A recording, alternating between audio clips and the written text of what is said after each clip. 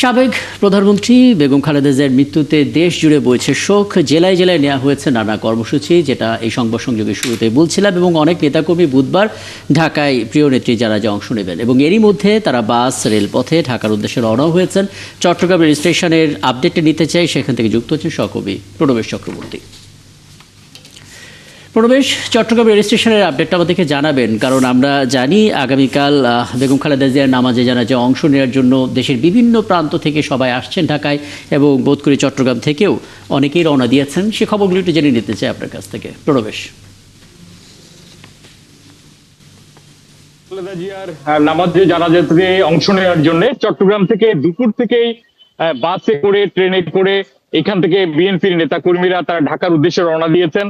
এর আগে চট্টগ্রাম থেকে এর মধ্যে দুটো ট্রেন ছেড়ে গেছে, সেগুলোতে প্রত্যেকটিতেই 3টি করে অতিরিক্ত বগি ছিল, এবং এই অতিরিক্ত বগিগুলোতে বিএনপি নেতা কর্মীরাই ছিলেন। এর বাইরে কিছুক্ষণ পর একটা মেল ট্রেন ছেড়ে যাবে, তার অধিকাংশই বিএনপির নেতা কর্মীরা তারা এটাতে টিকিট নিয়েছে বলে আমরা রেল কর্তৃপক্ষের পক্ষ থেকে জানতে পেরেছি। এর বাইরে 11:30 আরো দুটি ট্রেন আছে, এবং এই দুটি ট্রেনও এখানে বিএনপির নেতা কর্মীদের জন্য 3টি করে অতিরিক্ত বগি থাকবে বলে আমরা রেল কর্তৃপক্ষ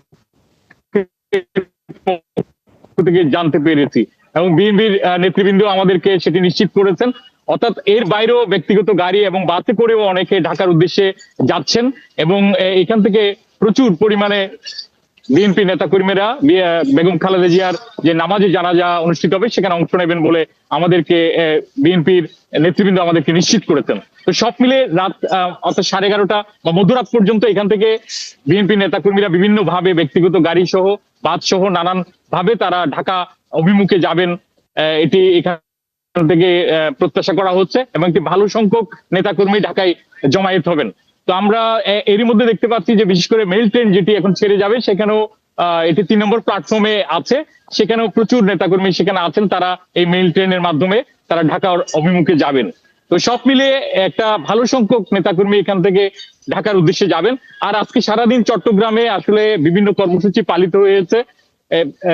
এখানে নানান ওয়ার্ড থেকে এবং বিভিন্ন উপজেলাগুলো থেকেও নেতৃবৃন্দ তারা সমবেত হয়েছিলেন, এবং আজকে কোরআনে খতম, এর বাইরে শোক সভা সবকিছু হয়েছে। সারা দিন ব্যাপী নেতা কর্মীরা তারা বিএনপি যে অনেক ধন্যবাদ প্রণবেশ চক্রবর্তী এখনকার আপডেটটা জানিয়ে দেওয়ার জন্য, এবং বোঝা যাচ্ছে বিপুল সংখ্যক নেতা কর্মী আসলে চট্টগ্রাম থেকে এই রাজধানীমুখী হচ্ছেন। পরবর্তী নিশ্চয়ই আরো খবর আপনার মাধ্যমে জেনে নিতে পারবো। সহকর্মী প্রণবেশ চক্রবর্তী যুক্ত হয়েছিলেন চট্টগ্রাম রেল স্টেশন থেকে।